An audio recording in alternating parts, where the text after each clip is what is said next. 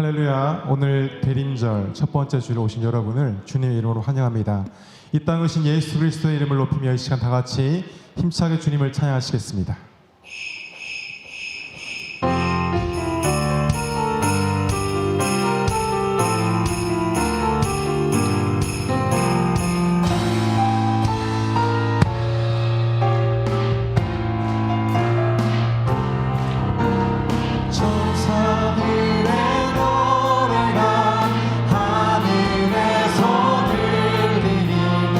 산가들이 흩어서 내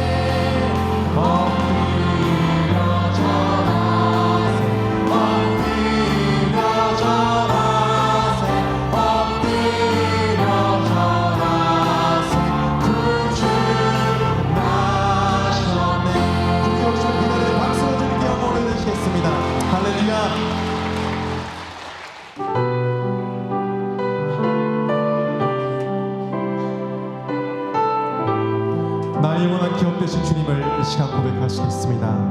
나의 영원하신 기업 생명보다 귀하다.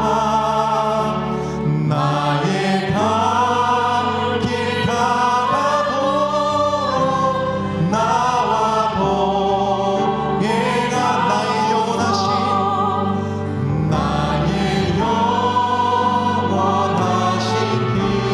기업 생명보다 귀하다. 나의 갈 길 가라도록 나와 동행하소서. 주께로 가까이 주께로 가오니 나의 갈 길 가라도록 나와 동행하소서.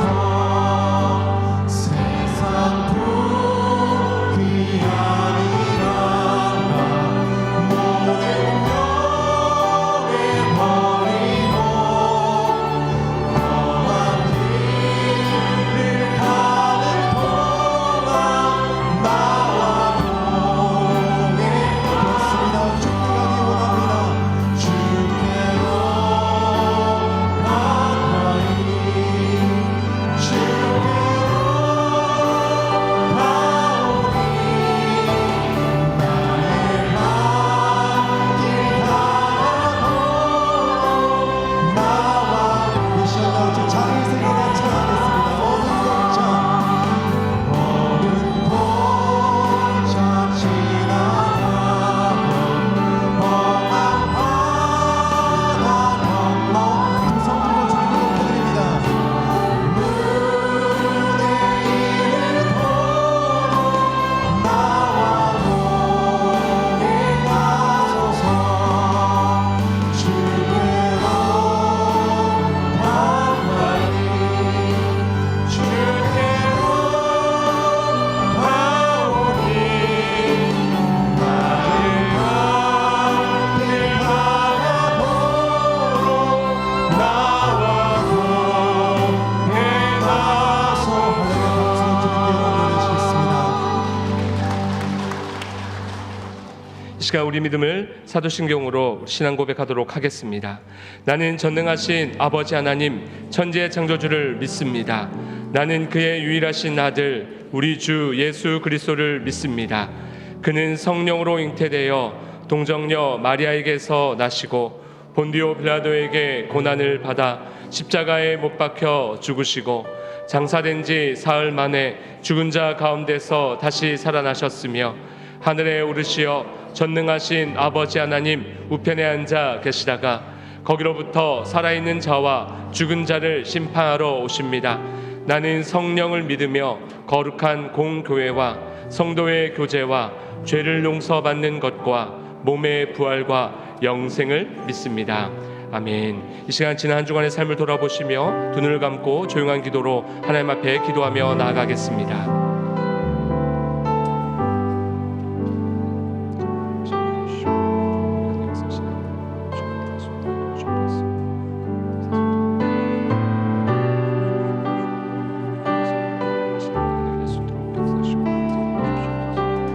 그러므로 너희가 회개하고 돌이켜 너희 죄 없이 함을 받으라.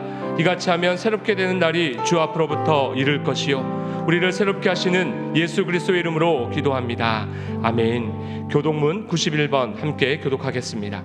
예수께서 이르시되 나는 생명의 떡이니 내게 오는 자는 결코 줄이지 아니할 터이요 나는 하늘에서 내려온 살아있는 떡이니 사람이 이 떡을 먹으면 영생하리라. 내 살을 먹고 내 피를 마시는 자는 영생을 가졌고 마지막 날에 내가 그를 다시 살리리니 내 살을 먹고 내 피를 마시는 자는 내 안에 거하고 나도 그의 안에 거하나니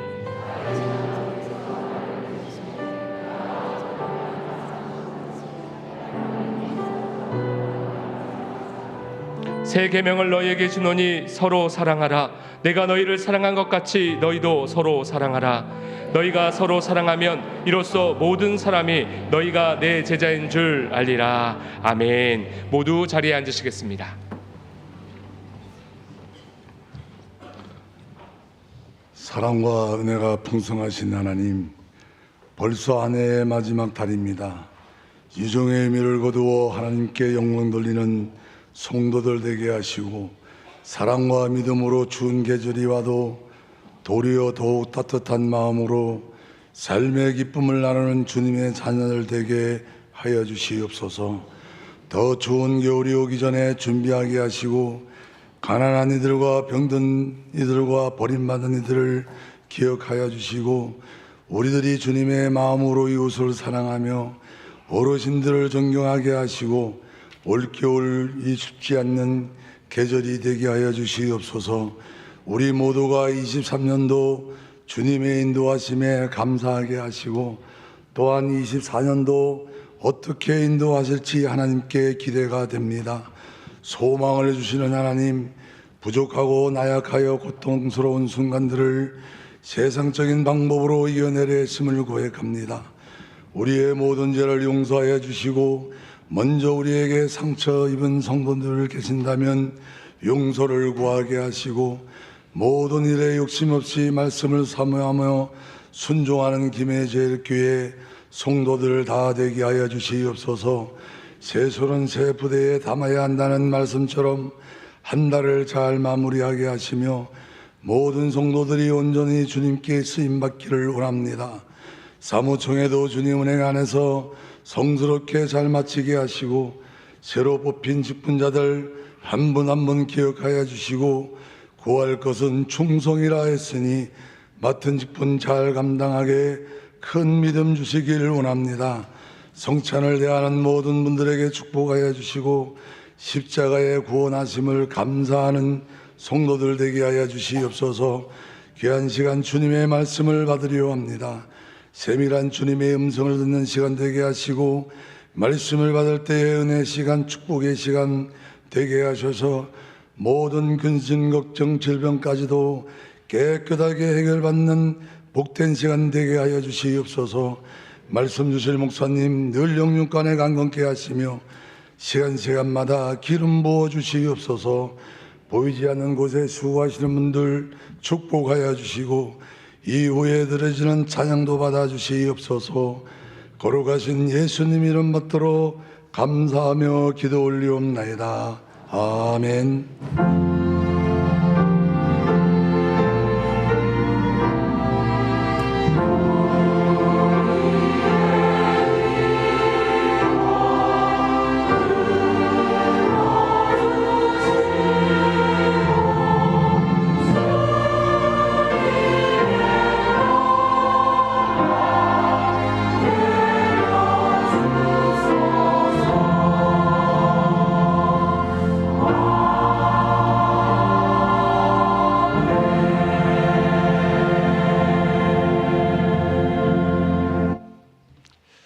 우리 예수님의 오심을 고대하는 대강절기 한가운데 우리 2부 예배에 참석하신 교우들 함께 성찬 예식 참여하기 원합니다. 오늘의 예식은 세례를 받으신 분들이 참여하실 수 있고요. 혹시 세례를 아직 받지 않으신 분들은 기도로 자리해 주시면 좋겠습니다. 잠깐 시간을 들여 부족함과 허물들 주님 앞에 내어놓고 회개와 또 성찬의 은혜를 구하며 잠시 묵상으로 기도하겠습니다.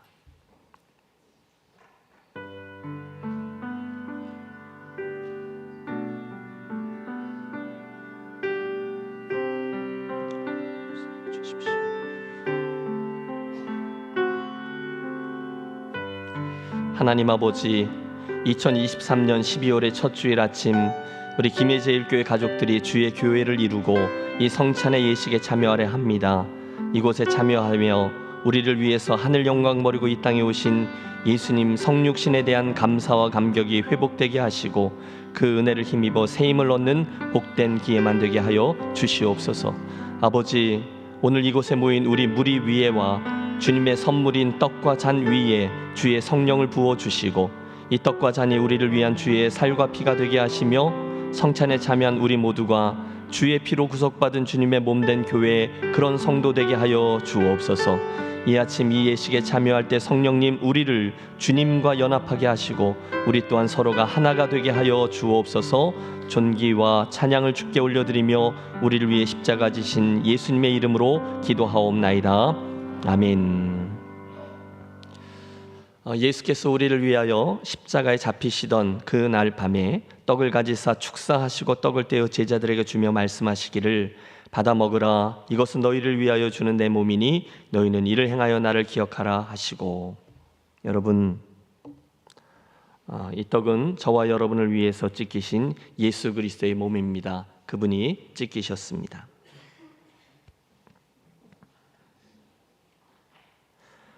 식후에 잔을 들어 축사하시고 제자들에게 주시며 말씀하시기를 이 잔을 받아 마시라. 이는 너희와 많은 사람들의 죄를 용서하기 위하여 흘리는 나의 새 언약의 피니 너희는 이를 행하여 마실 때마다 나를 기억하라 하셨습니다.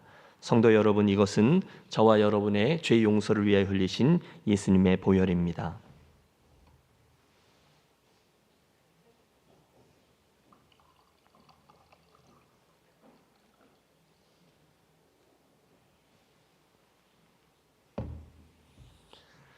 이제 분병하고 분잔하겠습니다. 받으신 분들 먼저 기도하시고 주의 성찬에 참여하며 그분의 은혜를 기대해 주십시오. 기다리시는 분 또는 먼저 받으신 분들은 차례로 우리 교회 공동체와 저와 여러분의 성도된 삶을 위해서 기도하며 주 앞으로 나아가도록 하겠습니다. 주의 성령께서 함께 하시는 복된 시간 되기를 기도합니다.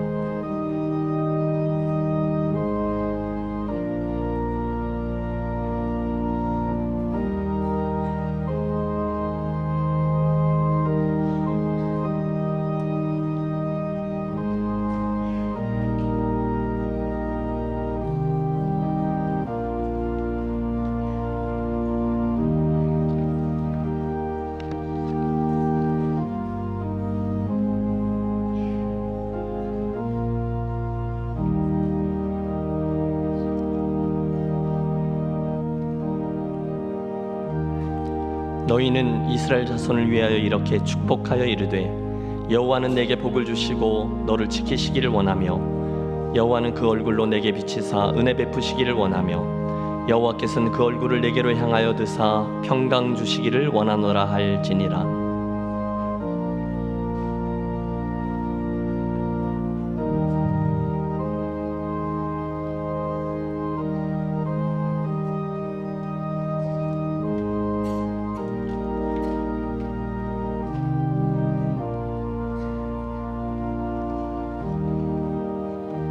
너희를 향한 나의 생각을 내가 아나니 재앙이 아니라 곧 평안이요 너희 장래에 소망을 주려 하는 생각이라. 주께서 심지가 견고한 자를 평강의 평강으로 지키시리니 이는 그가 주를 의뢰함이니이다.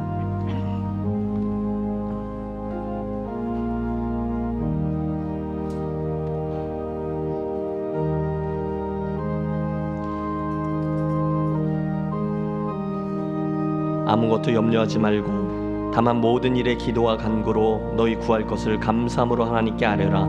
그리하면 모든 지각에 뛰어난 하나님의 평강이 그리스도 예수 안에서 너희 마음과 생각을 지키시리라.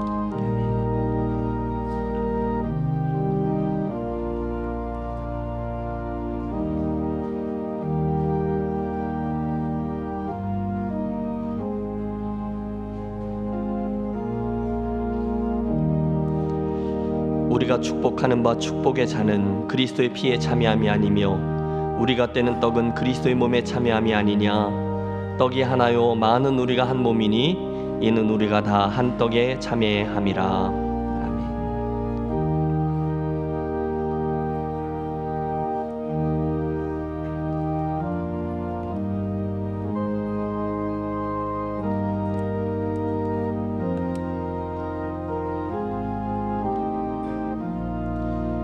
아버지여, 아버지께서 내 안에 내가 아버지 안에 있는 것 같이 그들도 다 하나가 되어 우리 안에 있게 하사 세상으로 아버지께서 나를 보내신 것을 믿게 하옵소서. 내게 주신 영광을 내가 그들에게 주었사오니 이는 우리가 하나가 된 것 같이 그들도 하나가 되게 하려 함이니이다.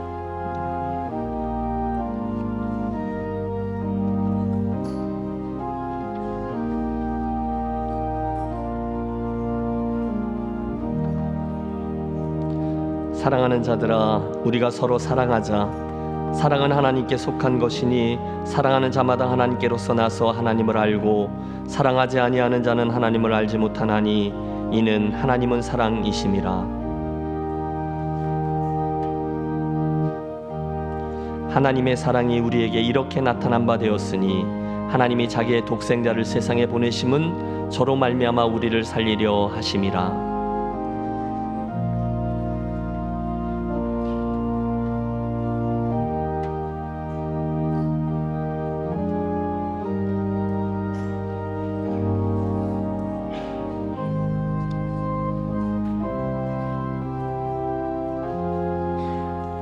그런즉 이 일에 대하여 우리가 무슨 말하리요? 만일 하나님이 우리를 위하시면 누가 우리를 대적하리요? 자기 아들을 아끼지 아니하시고 우리의 모든 사람을 위하여 내어주신 이가 어찌 그 아들과 함께 모든 것을 우리에게 주시지 아니하겠느뇨? 누가 능히 하나님께서 택하신 자들을 고발하리요? 의롭다 하신 이는 하나님이시니 누가 정죄하리요? 죽으실 뿐 아니라 다시 살아나신 이는 그리스도 예수시니 그는 하나님 우편에 계신 자요 우리를 위하여 간구하시는 자시니라.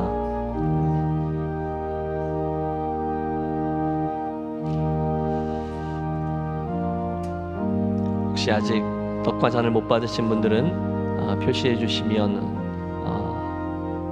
저희가 섬기도록 하겠습니다.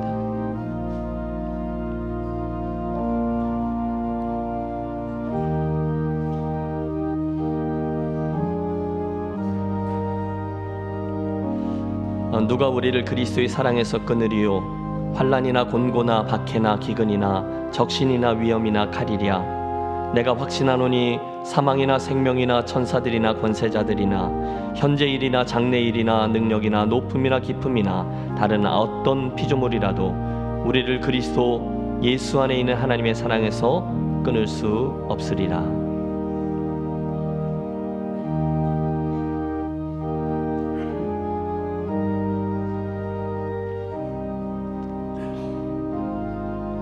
혹시 떡과 잔을 못 받으신 분은 손을 들어 말씀해 주십시오.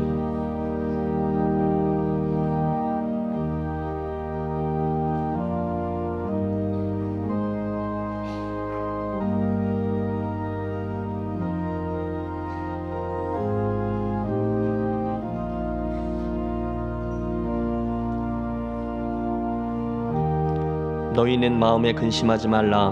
하나님을 믿으니 또한 나를 믿으라.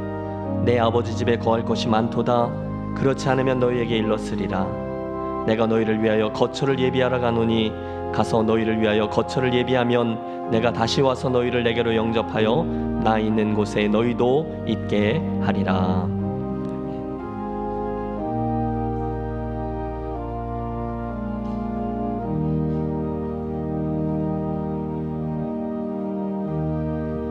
아무것도 염려하지 말고 다만 모든 일에 기도와 간구로 너희 구할 것을 감사함으로 하나님께 아뢰라. 그리하면 모든 지각에 뛰어난 하나님의 평강이 그리스도 예수 안에서 너희 마음과 생각을 지키시리라.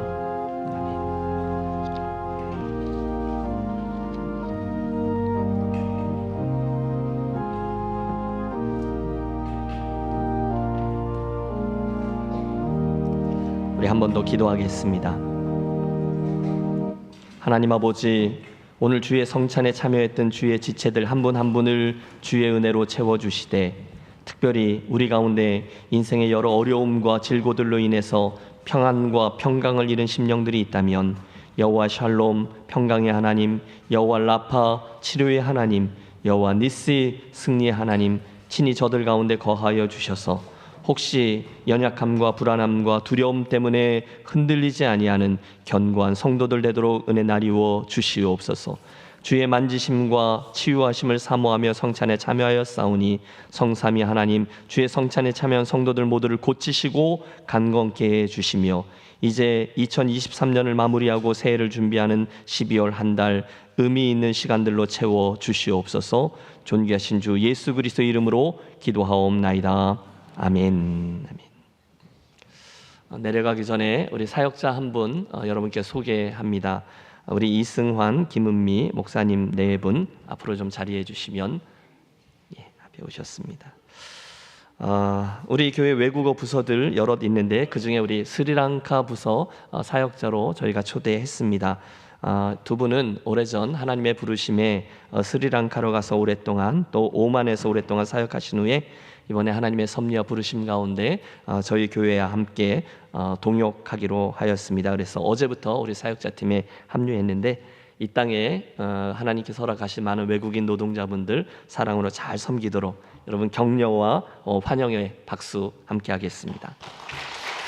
네.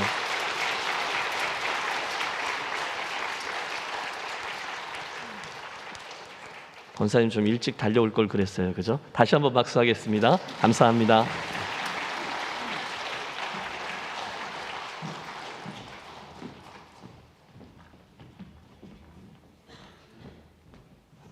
좌우에 있는 분하고 인사하시겠습니다. 예수님의 이름으로 사랑하고 축복합니다.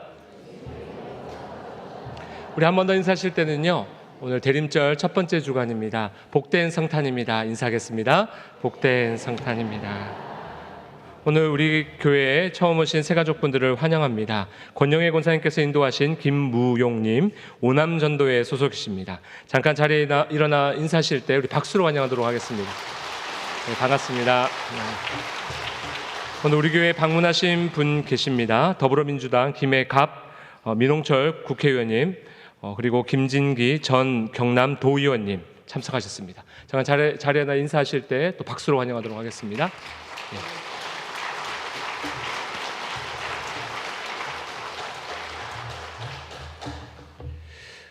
광고 전해드립니다. 기독교 대한성결교회 김해제일교회 제96년차 정기 사무총회를 공고합니다. 일시는 12월 17일 주일 2부 예배 후입니다.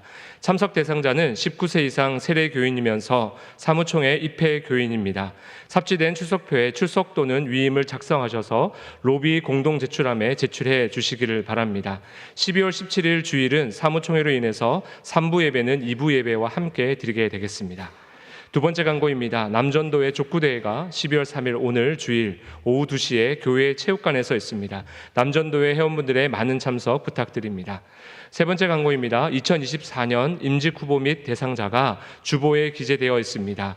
임직 후보 대상자는 장로 6인이며 이번 사무총회에서 확정되십니다. 이외 권사, 안수 집사는 임직 대상자입니다. 착오 없으시길 바라며 이들을 위해 함께 기도해 주시길 바랍니다. 2024년 임직식은 3월 3일 주일 오후 3시에 있습니다. 12월 선교지 기도 제목이 삽지되어 있습니다. 선교지를 위해서 계속해서 함께 기도해 주시길 바랍니다. 마지막 광고입니다. 3040 젊은 세대 크리스마스 모임이 12월 17일 주일 오후 예배 후에 있습니다. 우리 교회 바로 다음 세대인 젊은 집사님들, 성도님들을 위한 자리입니다. 찬양과 기도, 담임 목사님의 2024년 목회 계획 나눔과 식사 자리에 여러분을 초대합니다. 20세에서 50세 대상자분들께서는 꼭 참석해 주시기를 바랍니다. 자세한 사항은 주보 삽지를 참고해 주시길 바랍니다. 네, 지금부터는 우리 선교 작정의 시간입니다. 우리 선교위원장님이신 우리 서명희 장로님 나오셔서 여러분에게 소개하고 안내해드리도록 하겠습니다.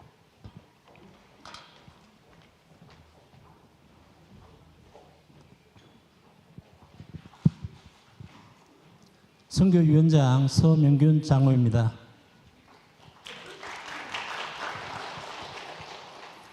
지난 한 해 동안 여러 어려운 상황 가운데서도 최선을 다해 기도와 물질로 선교 및 장학위원회를 위해서 후원해 주신 성도 여러분들께 진심으로 감사를 드립니다.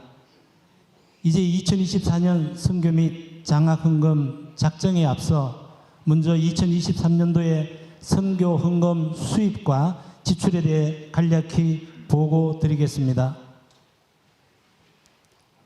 매주 경상비에서 200만 원씩 9,400만 원이 선교위원회로 넘어왔고, 성도님들께서 작년에 작정하신 선교헌금 9,800만 원, 목장헌금 3,576만 원, 그리고 목적헌금으로 1억 4,820만 원을 헌금하셨습니다.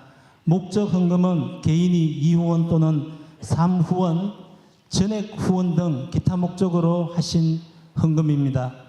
개인과 단체 기관에서 5,195만 원, 남녀 전도회 및 건사에서 621만 원, 총 1억 3,412만 원이 선교 헌금 수입이 되었습니다.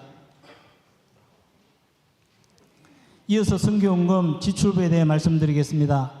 교회가 파송한 선교사 10명 및 후원 선교사 18명에 대해 1억 1,285만 원이 지출되었고, 경남 지방에 소속 27개 교회를 포함하여 총 42개 미자립 교회에 5,340만 원, 국내 기관, 선교 교육기관, 김해제일교회 선교원을 포함하여 총 24개 기관 단체에 7,030만 원, 외국인 선교부 중국 스리랑카부에 765만 원, 그리고 해외 선교사님들의 사역 중 필요한 물품 구입, 건축 비용 등 총 1억 2,853만 원이 지출되었으며, 기타 국내외 미자립 교회 후원을 위해 3,205만 원 등 총 4억 478만 원이 현재까지 지출되었습니다.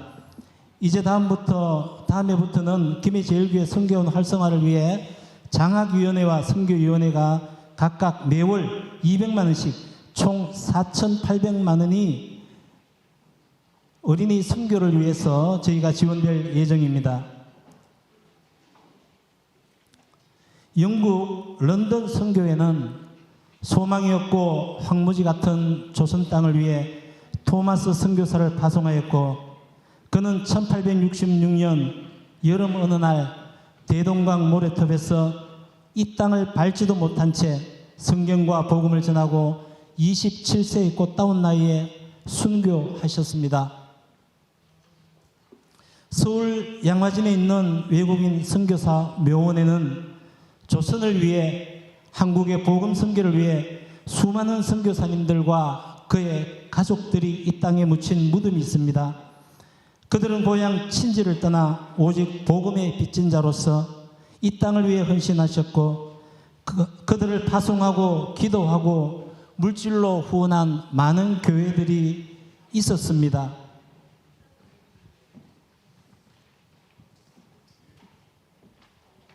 이제 에베소서 4장 11절에서 12절 말씀으로 함께 은혜를 나누고자 합니다.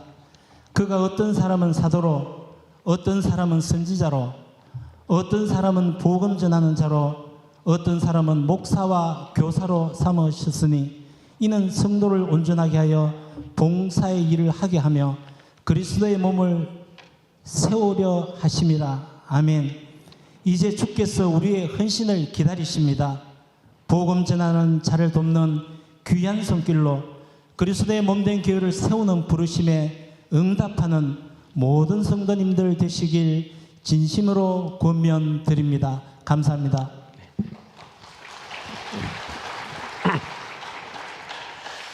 주보에 삽지되어져 있는 선교헌금 또 장학헌금 작정서입니다. 두 개가 다른 것이고요. 여러분 하나만 하셔도 되고 또 둘 다 하셔도 좋고요. 이거를 선교위원회에서 진행하는 이유는 선교헌금 봉투를 만들어 드리기 위함입니다.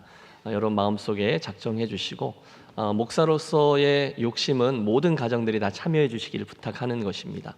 이것들을 통해서 여러분 보셨다시피 작년 한 해 4억이 넘는 재정이 선교지와 선교사님들 그리고 필요한 지역과 기관들을 섬기게 되었습니다. 여러분 제 욕심은 모든 가족들이 좀 섬겨주시는 것입니다. 작정하시고 제가 안내하시는 분들이나 나가실 때 또 제출해 주시면 좋겠습니다. 오늘 하나님께서 저와 여러분에게 주시는 말씀은 신약성경 마태복음 13장 44절에서 46절의 말씀입니다. 신약성경 마태복음 13장 44절에서 46절의 말씀입니다. 제가 봉독합니다.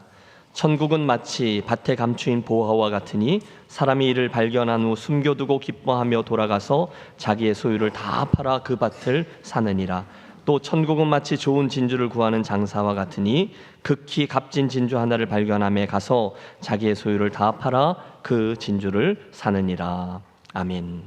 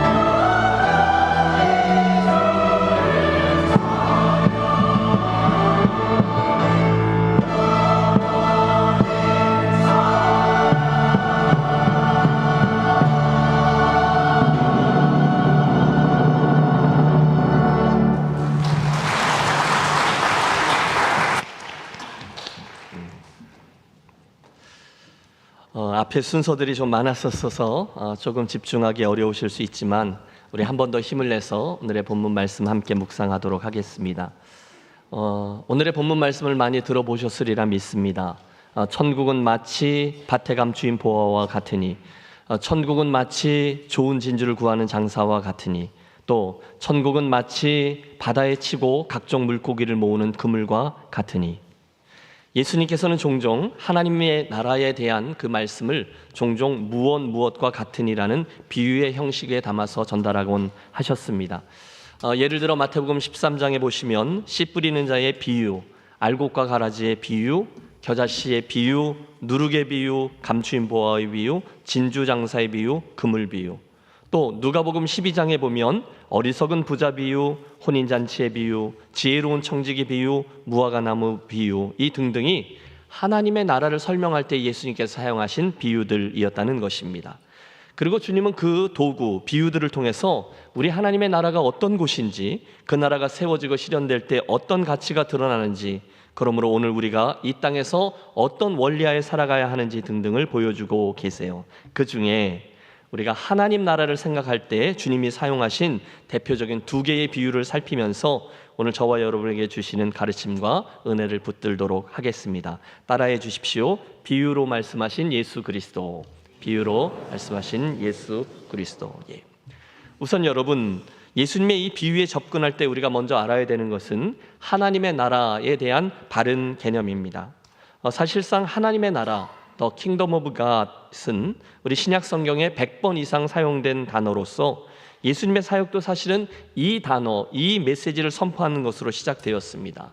회개하라, 하나님의 나라가 가까웠느니라. 예수님의 첫 번째 말씀이었어요. 그날 이후에 이 하나님의 나라는 예수님의 가르침에 있어서 아주 중요한 자리를 차지했는데요.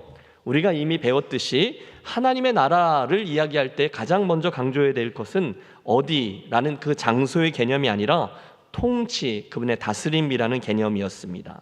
그곳이 어디가 되든 하나님의 주 되심과 다스림이 인정되고 그분의 가치와 원리가 실현되는 곳이라면 그곳이 바로 하나님의 나라다라는 거죠.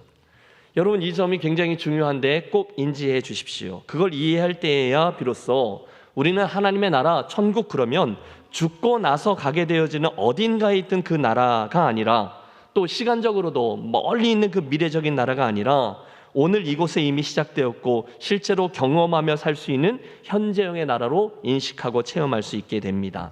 어려운 신학 용어로 이것을 이미 그리고 아직, 이 두 사이에 있는 긴장이라고 부르죠. 하나님이신 그분이 이 땅에 오신 그날부터 이미 하나님의 나라는 시작되었고요. 물론 아직 완성되지는 않았지만 그 중간 어디쯤 오늘 저와 여러분이 하나님 나라를 참여하고 맛보며 교회를 통해서 확장해 나가고 있는 것입니다. 자, 제가 이렇게 말씀을 드리고 설명을 해도 그 하나님의 나라를 딱 이렇게 사진을 보듯 명쾌하게 인식할 수 없다는 것이 오늘 우리들의 고민이죠. 예수님도 우리들에게 이것이 하나님의 나라다, 또는 하나님의 나라는 저렇다라고 말씀하지 않으셨어요. 대신에 그분은 하나님의 나라는 마치 무엇과 같다, 이런 식으로 늘 비유를 사용하셨다는 거죠. 우리의 궁금함이 시작됩니다. 왜 그러셨을까요? 왜 예수님은 이거다라고 보여주지 않으시고 항상 하나님 나라를 이 비유라는 도구를 통해 말씀하셨을까요? 두 가지 이유를 들 수 있어요. 첫째, 아마도 그것은 그 하나님 나라의 신비의 의미가 너무 크고 깊어서 우리 사람들의 사고와 문화와 한 언어의 표현으로는 그 나라의 존재 방식 전체를 다 담아 전달할 수가 없으셨기 때문일 겁니다. 즉, 예수님이 그것을 충분히 잘 표현해서 설명하지 못하신다, 이런 의미가 아니라 우리 사람들이 가지고 있는 한계, 언어의 한계, 그 말을 듣고 이해하는 우리들의 이 지식의 한계가 있는데 하나님의 나라는 그 한계를 벗어난다, 그 범주를 넘어선다라는 의미입니다. 마치 우리가 성경에 나오는 예언자들의 이야기나 요한계시록에서 영적인 세계를 이야기할 때 이것이다 저것이다 라고 말하지 않고, 여러분 요한계시록을 보세요. 마치 누가 무엇을 하고 있는 것 같다라고 표현하므로 혹시나 일어날 수 있는 오해의 소지를 없앤 것처럼 하나님의 나라는 우리 사람들의 언어나 경험으로 완전히 담아 이해할 수 없는 엄청난 것이기 때문에 주님은 할 수 없이 비유, 무엇과 같으니, 이런 틀을 사용하셨다는 것입니다. 또 있습니다.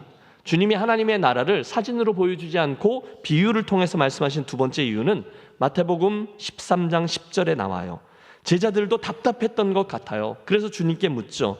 어찌하여 비유로 말씀하시나이까? 그때 주님 이렇게 대답하십니다. 천국의 비밀을 아는 것이 너희에게는 허락되었으나 그들에게는 아니 되었으니 무릇 있는 자는 받아 넉넉하게 되되 무릇 없는 자는 그 있는 것도 빼앗기리라. 그러므로 내가 그들에게 비유로 말하는 것을 그들이 보아도 보지 못하며 들어도 듣지 못하며 깨닫지 못함이니라. 여러분, 예수님이 비유를 말씀하며 양면성을 지적하셨어요. 주님의 말씀은 틀림없어요. 주님이 그 하나님 나라의 진리를 말씀하실 때 겸손과 열린 마음으로 다가오는 이들에게 예수님의 비유는 이 진리를 이해하는 데 돕는 그릇이 되지만, 반대로 주님의 비유를 이 의심과 교만으로 받는 이들에게 있어서 그것은 하나님 나라의 비밀을 가려버리고 깨닫지 못하게 하는 장애물이 된다는 것입니다. 그러므로 이 아침에 저와 여러분은 모두 어린아이의 마음을 가지고 예수님의 말씀을 잘 듣고 받아 하나님 나라의 비밀을 깊이 깨달아 아는 복된 심령들이 되시기를 축복합니다. 아멘. 서론이 좀 길었는데요. 오늘의 본문 13장 44절의 말씀을 함께 읽겠습니다. 여러분, 머릿속에 예수님이 말씀하시는 것이 무슨 의미인지 생각하며 함께 읽죠. 천국은 마치 밭에 감추인 보화와 같으니 사람이 이를 발견한 후 숨겨두고 기뻐하며 돌아가서 자기의 소유를 다 팔아 그 밭을 사느니라. 여러분, 상상력을 동원해 보세요. 예수님 당시 또는 예수님 이전의 고대 사회 이스라엘에서는요, 특별한 은행이나 금고가 없었습니다. 그래서 사람들은 종종 감 나가는 그런 보물들을 땅에 묻어서 보관하곤 했어요. 그런데 갑자기 무슨 일이 생긴 거죠. 저가 급한 병으로 죽거나 전쟁이 발발하거나 큰 자연재해 같은 것이 일어나면 주인을 잃어버린 보물들이 그냥 그렇게 땅속에 묻혀 있게 되는 거죠. 시간이 흐르고 아무도 그곳에 보물이 묻혀 있는지 모릅니다. 어느 날, 글쎄요, 소장농쯤 되지 않을까요? 어떤 사람이 밭을 갈다가 톡 하는 소리와 함께 곡괭이에 걸린 무엇인가를 발견한 거예요. 그래서 파보니, 우와, 여러분, 이게 웬일입니까? 엄청난 보물들이 거기에 묻혀 있는 거예요. 여러분, 좀 공감 능력을 발휘해 주세요. 네? 다시 하겠습니다. 네. 팍 했는데 뭔가가 걸려요. 해서 파보았더니 뭐요? 우와, 이렇게 된 거죠. 고맙습니다. 당시의 관습에 따르면요, 주인이 없는 보물은 찾는 자가 임자였거든요. 그래서 그는 얼른 그 보물을 다시금 묻어버리고 주인이 없는 보물은 자기 거니까 집으로 막 달려가서 자기가 가지고 있던 모든 소유를 다 팔아서 결국 그 밭을 사내고야 만다는 것이 오늘 말씀하신 예수님 밭에 감추어진 보화의 비유인 거죠. 여러분, 오해하지 마십시오.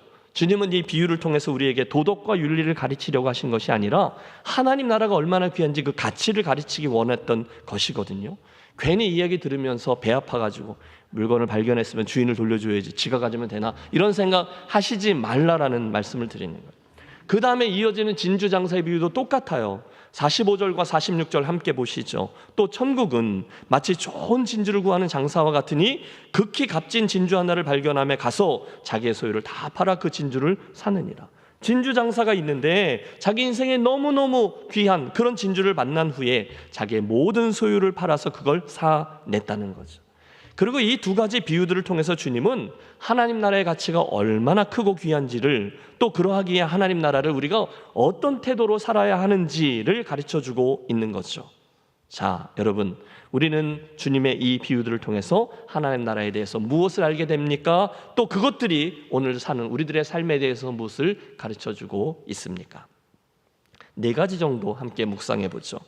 첫 번째, 이 비유를 통해서 우리가 알게 되는 것은요, 그 나라가, 하나님의 나라라는 것이 누구에게나 주어지는 것이 아니라 실상은 감추어져 있다가 어느 날 갑자기 드러나게 된다는 특징이에요. 생각해 보십시오. 오늘 우리는 예수 믿는 사람으로서 하나님 나라 천국 이야기가 너무도 당연한 것으로 여겨져요. 그런데 그 메시지가 사실은 믿지 않는 분들에게는 전혀 들리지도 않고 또는 들어도 마음에 와닿지 않는 황당한 이야기가 아닙니까? 여러분, 우리가 믿는 진리를 생각해 보십시오. 창조주이신 하나님께서 이 세상을 창조하셨고 죄인으로 태어난 우리들, 죽을 수밖에 없는 우리들을 위해 이 땅에 오셨고 십자가의 길을 가셨대요. 그분은 십자가에서 나를 대신하여 죽으심으로 모든 죄값을 치르셨고 우리를 구원하셨어요. 그분은 사흘 만에 죽음을 이기고 부활하셨고 승천하셨고 오늘 성령님을 보내주셔서 우리 안에 내주하십니다. 마지막 날 그분은 이 땅에 다시 오실 것이고 결국 모든 믿는 자들은 영생 복락에, 믿지 아니하는 자들은 영원 형벌에 처하게 하실 것입니다. 라는 메시지를 들을 때 여러분 모든 사람들이 다 듣고 반응하고 감동하는 게 아니잖아요. 오히려 어떤 이들은 전혀 그 진리를 믿지도 감동하지도 않아요. 그 말은 그 진리가 그분들에게 아직 발견되지 않았다는 뜻이죠. 여러분 사실 감추어져 있던 부활가 갑자기 그 농부에게 발견되었다라는 기적은 저와 여러분의 인생에 이미 일어났던 그 일, 은혜의 사건인 줄로 믿습니다. 여러분 보십시오. 천국은요 저와 여러분에게 그전에는 알려지지 않던 것이었어요. 그러던 어느 날 아주 우연히 수동태죠. 그 보화가 저와 여러분에게 드러나고 발견되었습니다. 할렐루야. 은혜라는 거예요. 그 말을 믿게 되었다는 거죠. 하용조 목사님이라는 분의 저서에 이런 이야기가 나옵니다. 어떤 여인이 어쩌다가 한 남자를 만나 사랑에 빠졌어요. 그래서 결혼을 했는데 막상 시집을 와서 보니 거기가 예수를 잘 믿는 집안이었다는 거죠. 그때 그건 은혜요, 축복이라는 겁니다.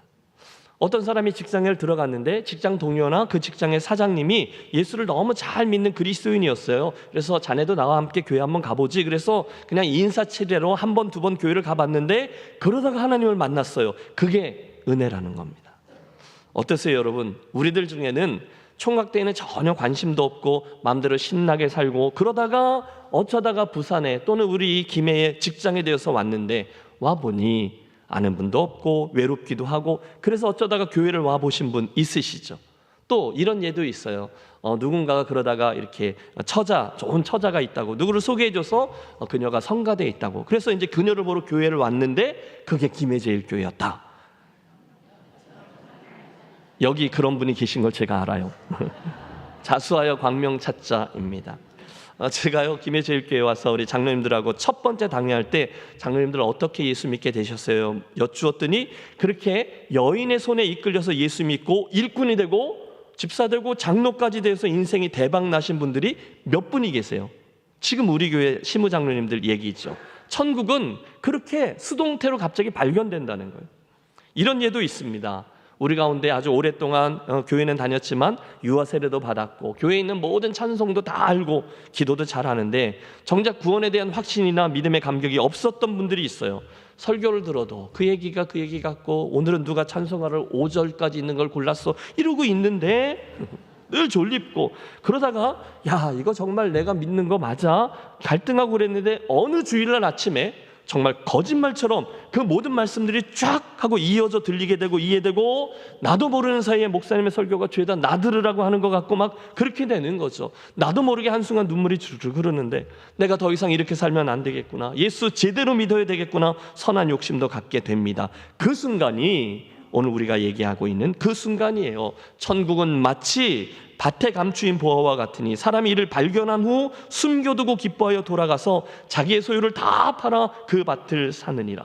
천국은 마치 좋은 진주를 구하는 장사와 같으니 극히 값진 진주 하나를 발견함에 가서 자기의 소유를 다 팔아 그 진주를 사느니라. 여러분 그것이 하나님 나라의 첫 번째 특징이라는 거예요.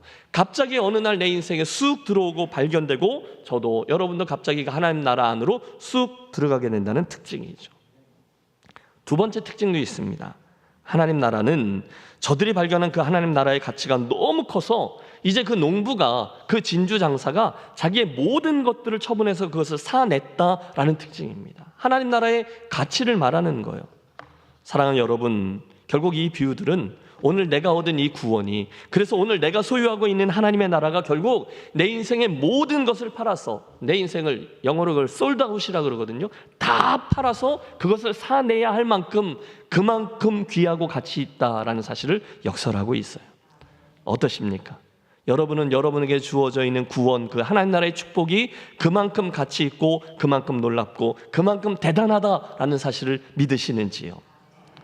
여러분 이 시간 여러분이 그 밭에서 일하다가 보물을 발견한 그 농부가 되어 보세요.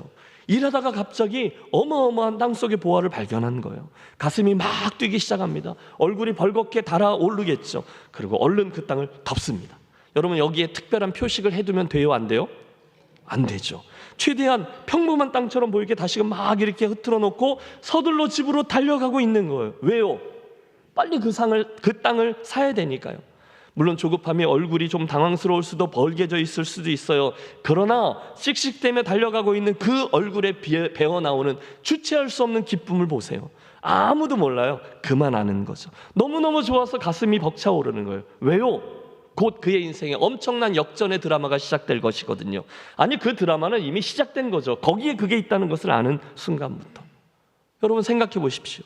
그 달려가는 그에게 있어서 그 순간에 지난 몇 년 동안 지긋지긋하게 자기를 괴롭혀왔던 그 빚쟁이 전혀 두렵지 않을 겁니다. 그 순간에는요, 배고파하는 우리 아이들 전혀 걱정되지 않아요. 그 순간에는 자기를 얕잡아 보거나 심지어 야, 인생을 뭐 그렇게 사냐 조롱하는 사람들 하나도 거슬리지 않아요. 왜요?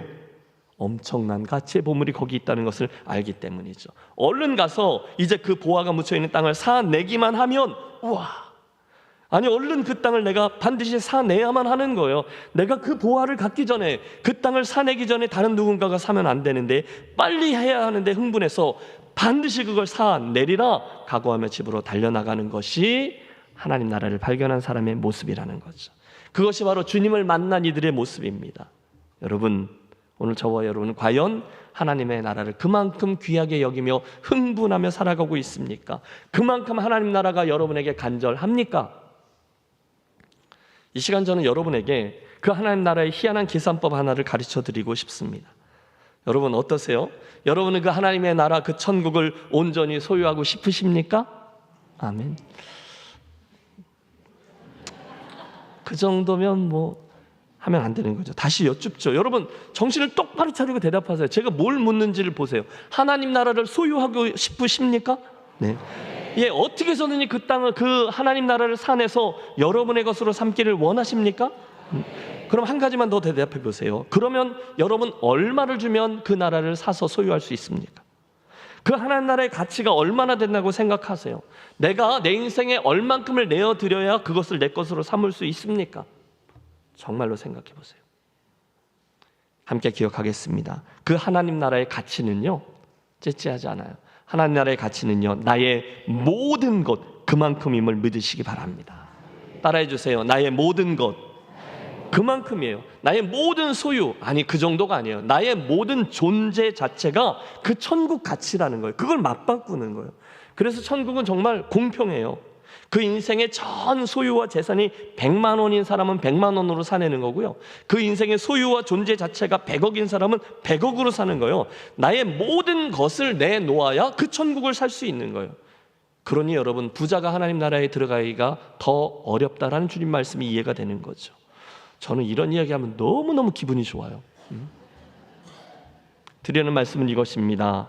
하나님의 나라는 자기의 그 모든 소유와 존재보다 하나님의 나라를 더 귀한 것으로 여기고, 그래서 어떻게 해서든지 반드시 그걸 사내려고 하는 사람, 하나님 나라의 가치를 아는 사람, 정말로 그 나라에 대해서 심각한 사람, 그들만의 것인 줄로 믿습니다. 다시 강조합니다. 사랑하는 여러분, 예수를 믿을 때 이걸 염두에 두셔야 돼요. 하나님의 나라는요, 자기의 모든 것을 팔아서 사야 하는 나라예요. 여러분의 모든 소유를 파세요. 여러분의 모든 존재를 다 내어놓으세요. 여러분의 인생까지도 다 내어놓고 하나님의 말씀을 듣고 믿는 것. 정말로 예수 그리스도는 하나님의 아들이시고 오늘 내 인생과 가정과 우리 교회와 열방의 주인이 되신다라는 진리를 여러분 믿고 여러분의 것을 내어드리고 그 진리를 사내십시오. 물론 세상 사람들은 그걸 인정하지 않아요. 바보 같은 사실이라고 흉보고 때로는 우리를 왕따시킬 겁니다. 그러나 그러거나 말거나 나는요, 모든 것을 다 팔아서 그것을 사냅니다. 그것도요, 헐떡헐떡대며 감사함으로 삽니다. 왜요? 그 가치를 정말로 알기 때문입니다. 그리고 일단 그걸 사내면 여러분, 제 이 이야기가 무슨 뜻인지 알게 됩니다. 모든 게 바뀌어요. 동의하시죠? 여러분, 더운 여름날 태양을 보았어요. 하며 태양을 본 사람은요, 더 이상 자그마한 촛불에 연연하지 않아요. 왜요? 진짜를 보았기 때문인 거죠. 이제는 하나님 나라를 알게 되었고 그것을 사서 내 것으로 삼았기 때문에 이제 더 이상은 덜 중요한 것들 때문에 일희일비하지 않아요. 별 미련이 없어요. 하나님을 가졌는데 뭐가 문제냐라는 거예요. 내 인생에서 가장 귀한 보화 예수 그리스도를 가졌는데 그게 무슨 대수냐라는 거죠.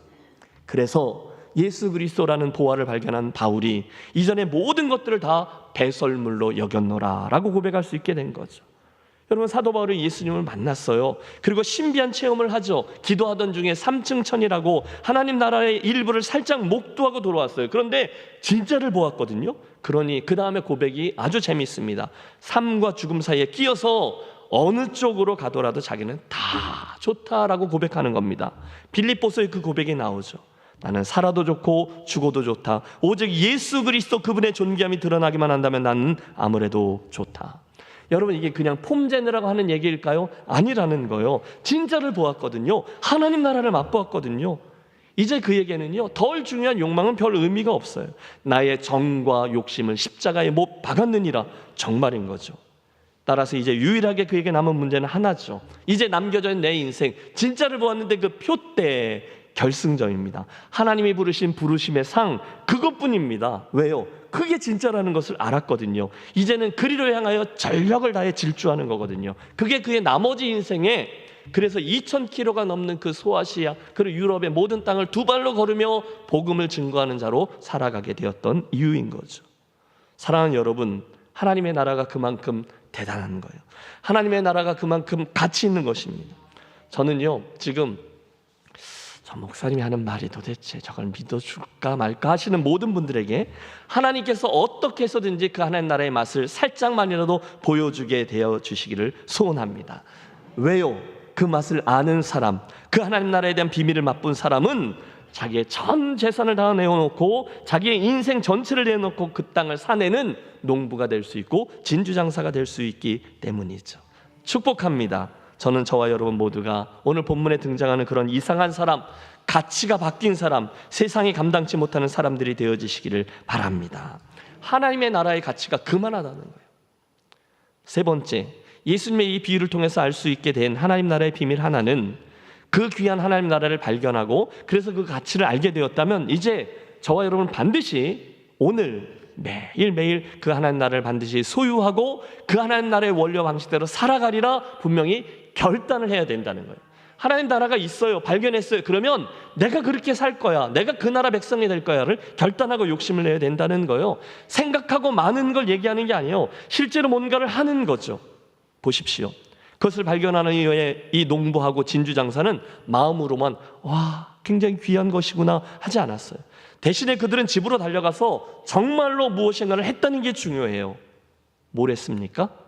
자기의 모든 것을 팔아 그 땅을 사내고 그 진주를 샀어요. 정말로 그렇게 결단하고 그렇게 했다는 거예요. 왜요? 그게 귀한 것인지 알았으니까. 만일 그거를 안 했다, 그날은 막 흥분했는데 그 다음날은 귀찮다, 그 보물은 딴 놈 누가 가져가라 그러자 나 그냥 대충 살련다 했다면 그 보물은 진짜 보화가 아닌 거예요. 그건 가짜인 거죠. 여러분, 이 이야기는 저와 여러분에게 이런 질문으로 돌아옵니다. 그렇다면 과연 오늘 나에게 그 하나님의 나라가 그만큼 가치 있는 것인가? 내가 오늘 그 천국을 소유하고 누림에 있어서 그만큼 간절한가? 내가 정말로 그렇게 하고 있는가? 여러분, 질문해 보십시오. 어떠십니까? 오늘 저와 여러분에게 과연 그런 결단과 행동이 있습니까? 오늘 저와 여러분에게는 그 진짜인 천국, 하나님 나라를 사내기 위해서 들 중요한 모든 것들을 포기하고 내어놓는 그 무엇인가가 있냐는 거예요. 더 쉽게 지금 저와 여러분은 지금까지 하나님 나라를 얻기 위해서 무엇을 내려놓으셨어요? 혹시 참 귀한 거지, 지적으로는 동의하지만 실제로는 아무것도 손해본 것이 없는, 실제로는 아무것도 내려놓지 않은 채 예수 믿는 분은 아니십니까? 그렇다면 그런 분이 믿는 하나님의 나라를 진짜 하나님의 나라라고 여러분 부를 수 있습니까? 오늘 나는 정말로 그 나라를 소망하고 사랑하고 신앙하고 있습니까? 주 예수보다 귀한 것은 없네, 예수밖에 없네, 그 찬양 부를 때 그 찬양은 진짜입니까? 여러분, 하나님은요, 당신의 나라를 나에게 전달해 주기 위해서 하나밖에 없는 독생자를 내어주셨어요. 예수님은 그 하나님 나라를 우리들에게 전달하기 위해 당신의 하늘 영광과 당신의 생명까지도 포기하셨어요. 그리고 당신의 십자가 죽음으로 나를 사내셨습니다. 그게 속죄요, 속량이에요. 그런데 과연 그 엄청난 은혜를 받은 우리는 그 예수를 제대로 믿기 위하여 무엇을 내어놓으셨습니까? 여러분, 무엇을 파셨습니까? 어떤 대가를 지불하셨습니까? 여러분, 그 십자가 이야기를 아는 것 말고 무엇을 행하셨냐, 이 말입니다. 예수님은 제게 너무너무 귀한 분입니다 고백하는 거 말고 그 예수님을 위해서 저는 무엇을 포기했습니까? 뭘 주고 그 나라를 사내셨습니까? 여러분, 그분을 위해서 포기하는 것만큼이 그 하나님 나라의 가치라는 사실을 기억하십시오. 주님은 천국은 하나님의 나라는 저와 여러분에게 있어서 그만큼의 가치라는 거예요. 그러므로 혹시 오늘 이 말씀을 들을 때 그분을 위해서 내가 하나님 나라를 위해서 양보한 게 별로 없는 것 같아 라고 생각하신다면 이 도전 앞에 서시기를 권합니다. 그렇다면 나는 아직 그 하나님 나라를 진짜로 발견한 사람이 아닐 수 있습니다. 여러분, 구원의 확신에 대한 문제를 흔들려고 하는 게 아니에요. 그 하나님 나라에 나는 그만큼 심각한가라는 거예요. 그건 진짜 천국이 아닐 수도 있어요. 그렇다면 그건 내가 생명을 내어놓으면서까지 꼭 가야 하고 꼭 소유해야만 할 그런 천국은 아닐 수 있어요. 그건 관광지 정도인 거예요. 하와이 정도인 거예요. 언젠가 한번 가겠지 정도인 거예요. 진짜로 속하고 싶은, 반드시 가야 하는 나라는 아닌 거예요. 그렇다면 거기에 생명의 역사는 없습니다. 관광객들은 있을 수 있어요. 배우들은 있을 수 있어요. 그런 척. 그러나 진지한 사명자들과 제자와 순교자는 없습니다. 기억하세요. 하나님의 나라의 세 번째 특징은 내 삶에 덜 중요한 것을 진짜로 팔고 그 밭과 진주를 사내는 결단과 행동이 있어야만 합니다. 그게 하나님 나라예요. 마지막 요점이죠. 그런데 여러분, 솔직히 그게 쉽습니까? 여러분, 그렇게 결단하고 행동하는 것이 그렇게 쉽냐고요? 대답을 좀 해보셔요. 여러분, 지금 이 시간 우리 마음속에 있는 갈등을 우리 모두 공감하고 있어요. 오늘 본문에 나오는 하나님 나라의 가치 정말로 알게 되고 싶잖아요. 그 특징을 우리 듣게 되었잖아요. 아, 그렇군요. 그만큼 귀중한 것이군요. 그런 결단이 필요하군요. 그런데 문제는 막상 그렇게 하는 것이 결코 쉽지 않더라는 거죠. 이유가 있습니다. 왜 그게 쉽지 않을까요? 그 하나님 나라와 원리와 가치는요, 이 세상에서 나에게 친숙한 이 세상의 원리와 가치에 거치는 것이기 때문에 그래요. 아, 내가 하나님 나라에 들어섰구나. 이제는 이제는 하나님 나라의 원리에 따라서 그 가치를 붙들고 살아야 되는구나. 결단했어요. 그런데 그 다음에 예수님께서 말씀하시는 하나님 나라의 가치, 이렇게 사는 것이 옳다 요구하는 게 굉장히 버겁습니다. 주님은요, 구경꾼을 부르지 않으셨어요. 주님은 제자를 부르셨어요. 그러니까 이렇게 해라 라고 말씀하시는데, 그게 참 고상하고 멋있지만 실제로 내 삶을 들여 순종하기가 만만찮아요. 예를 들면 여러분, 마태복음 5장에서 7장까지 산상수훈이 나오잖아요. 예수님이 산에 오르셔서 가르치기 시작하면서 지난번 우리가 살폈던 팔복도 나오죠. 그 중에 가장 간단한 것, 예수님이 이렇게 말씀하셨어요. 오리를 가자고 하는 사람이 오면 몇 리를 가주라? 10리를 가주라고 하셨어요. 혹시 우리 교우들은 다 착하니까 우리들 가운데 한 반 이상 정도는 10리쯤 가주지, 그럴 분이 계실지 모르겠어요. 그런데 그것만도 요즘은 좀 쉽지 않잖아요. 우선은 오리 가자고 했는데 10리를 가주는 거 일단 귀찮고요, 그렇죠? 그리고 또 한 번, 두 번 잘해주면 혹시 그 사람이 계속 뭘 잘해 달라고 할까봐 부담스럽습니다. 예수님이 산상수훈 중에 말씀하셨어요. 왼쪽 편을 맞으면 오른편 뺨을 내어놓으라. 여러분, 부하가침입니다. 그렇죠? 형제하고 화평하기 위해서 먼저 쏘리하고 먼저 손을 내밀려니 자존심이 상합니다. 여러분, 해보셨죠? 아니, 내가 지보다 못한 게 뭐가 있어? 70번씩 7번이라도 용서하라고? 아니, 1번, 2번까지는 용서하지만 3번을 용서하고 4번 용서하면 그 사람이 나를 뭘로 보겠어? 형제를 위하여 목숨을 내어주라고? 아니, 그게 가당키 난 말씀이야? 여러분, 이게 예수님의 말씀을 따르기 쉽지 않은 이유인 거죠. 하나님 나라의 가치와 원리가 있어요. 그런데 오늘 이 땅의 가치와 원리 사이에 있는 차이죠. 어렵습니다. 지금 여러분 마음속에 답답함이 있을 거예요. 그래서 목사님, 어떻게 하라는 거예요? 혹시 화나는 분이 계시다면 맞습니다. 맞아요. 저도 그렇습니다. 그게 제 성적표거든요. 나 그래요. 그러니까 목사님, 내가 교회 온 거잖아요. 그런 부족한 내가 어떻게 해야 되는지를 말해주세요. 아마 이러고 계실 거예요. 맞습니다. 드디어 오늘 제가 여러분과 함께 나누려고 하는 권면 앞에 서게 되었네요.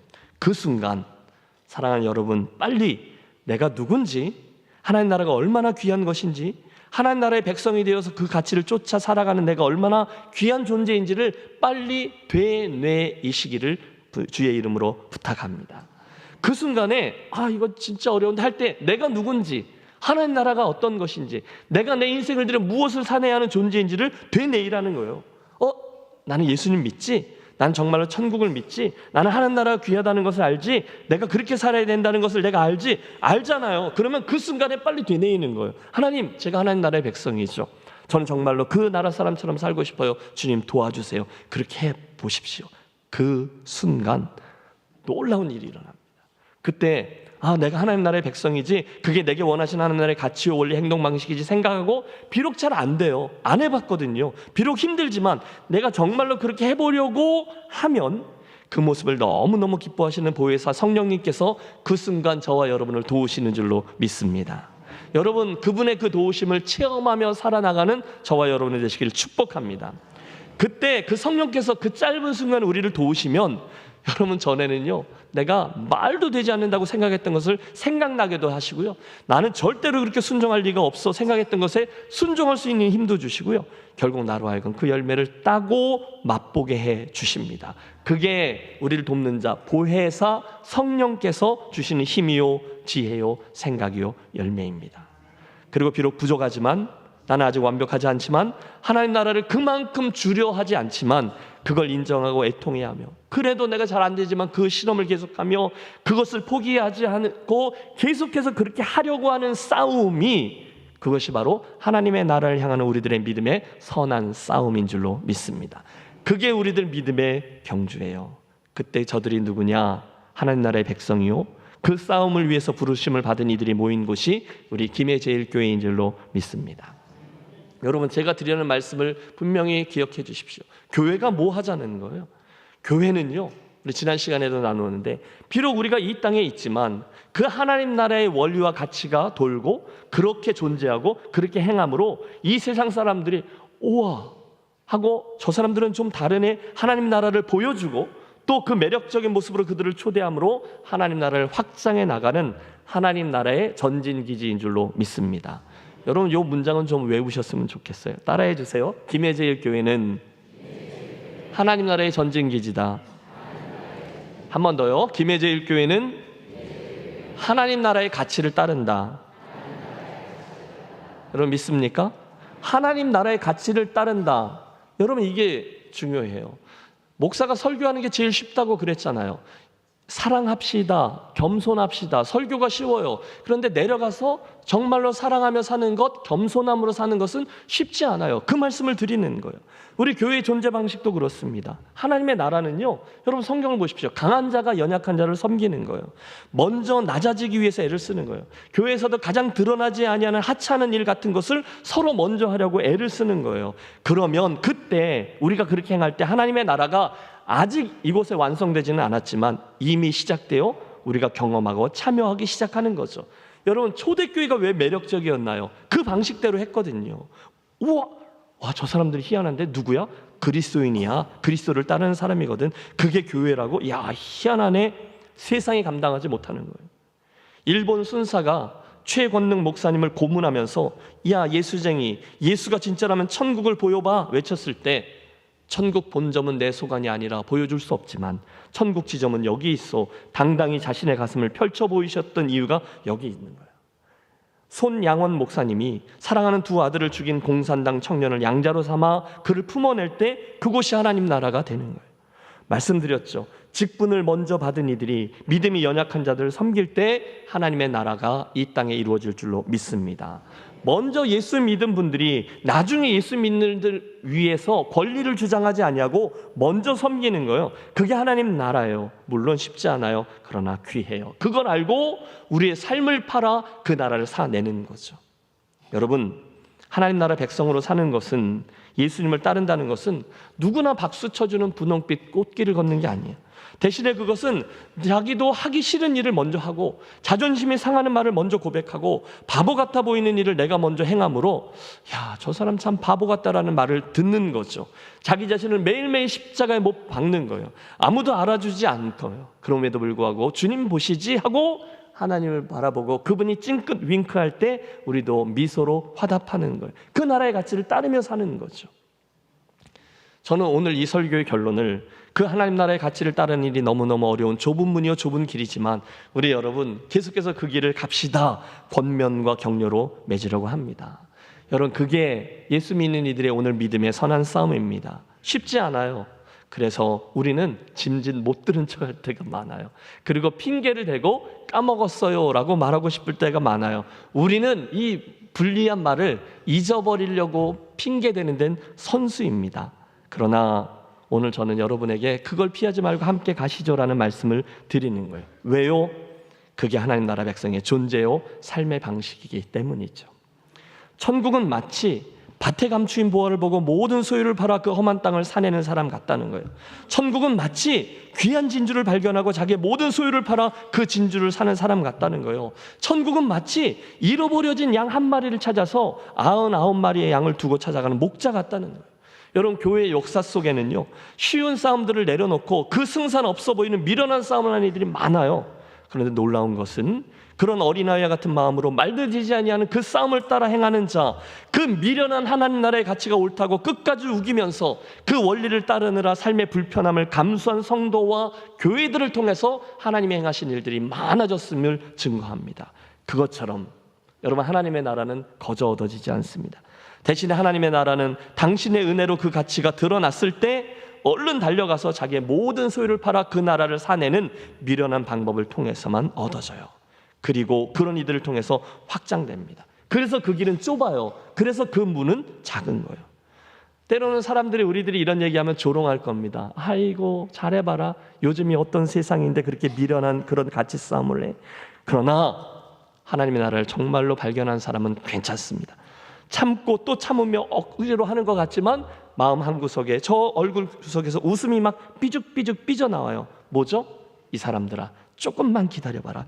깜짝 놀랄걸? 그리고 인생의 경주를 계속하죠. 그 밭을 사고 진주를 사요. 엄청난 보화이신 예수 그리스도, 그분이 거기 있음을 알고 있기 때문이죠. 그분만으로 충분히 행복합니다. 하나님 나라의 비밀이 그거죠.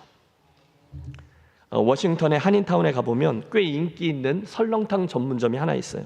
근데 제가 거기 갔다가 몇 년이 지났는데도 아직도 잊혀지지가 않아요. 상호입니다. 그 식당 이름이 뭔지 아세요? 미련곰탱이입니다. 저는 거기서 설렁탕 먹으면서 삐죽삐죽하고 웃었어요. 왜 그런 이름을 지었을지 모르지만 저자의 의도가 보이는 거. 저 혼자 생각하기에 그 주인은 분명한 철학이 있는 거죠. 미련하게 내가 이 설렁탕 국물 하나로 진국으로 승부를 내겠다. 그런 고집이 담겨있는 상호로 느껴졌어요. 그게 미련곰탱입니다. 여러분, 김해제일교회를 무엇으로 승부하시겠어요? 여러분의 인생을 무엇으로 승부하시겠습니까? 숫자로 하시겠어요? 돈으로 하시겠습니까? 유명세로 하시겠습니까? 인물 좋은 담임 목사로 하시겠습니까? 아닙니다. 여러분, 하나도 아닙니다. 바로 하나님의 나라의 원리인, 하나님 나라의 가치인 그분을 사랑하는 것, 영혼을 사랑하는 것, 겸손한 것, 인내, 온유, 긍휼, 순종, 희생, 그리고 목마름, 그것들로 승부를 하셔야 되는 거예요. 그건 쉽지 않아요. 그런데 그걸 할 때 하나님의 나라가 내 이야기가 된다는 거예요. 미련곰탱이지만 그것을 그렇게 하는 거예요. 그때 그들을 주님은 미련하다 하지 않으세요. 오히려 그들을 지혜롭다 하십니다. 그들은 자기의 모든 소유를 팔아 하나님의 나라를 사내는 이들이기 때문이죠. 덜 중요한 것들을 내려놓고 진짜를 붙드는 이들입니다. 축복합니다. 사랑하는 성도 여러분, 저도 여러분도 우리들의 귀한 인생을 들여서 바로 그 싸움을 잘 감당하고 덜 중요한 싸움은 하지 않고, 그래서 결국 우리 모두의 인생이 하나님 나라의 아름다운 비유들로 되어지고 자리매김하게 되시기를 우리 주 예수님의 이름으로 축원합니다. 기도하겠습니다. 하나님, 우리를 복 주셔서 먼저 발견하게 하셨던 하나님 나라를 더 귀히 여기고 말씀하신 하나님의 나라의 가치들을 따라 행하여 우리의 인생과 가정과 교회에 더 든든한 하나님 나라가 이루어지는 축복의 주인공들 우리 모두 되게 해 주시옵소서. 특별히 하나님의 나라가 우리들의 삶 속에 지적인 동의가 아니라, 말로만이 아니라 능력으로 임하고 체험되어서 다른 이들에게 그 나라를 보여주고 다른 영혼들을 그 나라로 인도하는 하나님 나라의 전진기지 되는 인생과 교회되게 하여 주시옵소서. 예수님의 이름으로 축복하며 기도하옵나이다. 아멘. 함께 일어나셔서 결단하며 찬양합니다.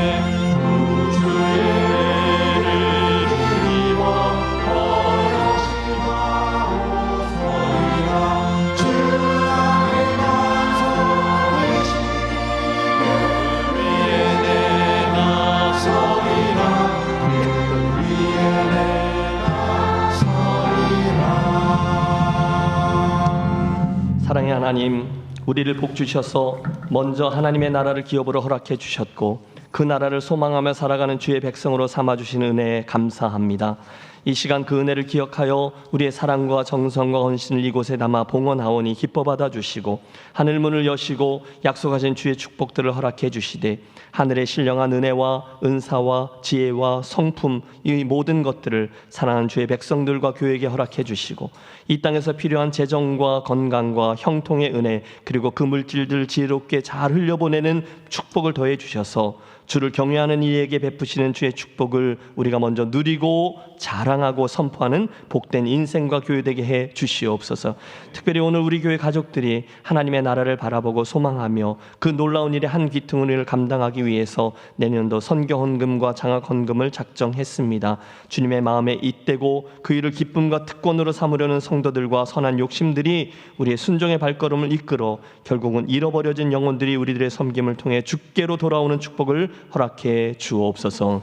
이제는 비유로 하나님 나라의 비밀을 말씀하신 예수 그리스도의 크신 은혜와 그 하나님 나라의 백성답게 순종하는 이들을 찾으시는 하늘아버지의 극진하신 사랑하심과 오늘도 연약한 우리를 도우셔서 진정 하나님 나라를 소유한 백성답게 살도록 도우시는 성령 하나님의 은혜가 오늘 말씀을 듣고 우리 가진 하나님의 나라를 소중히 여기고 그 나라의 가치와 원리대로 살아내려는 선한 욕심을 가지고 세상으로 나아가는 사랑하는 모든 주의 백성들 위해 이제로부터 영원토록 함께 하시기를 간절히 축원하옵나이다. 아멘.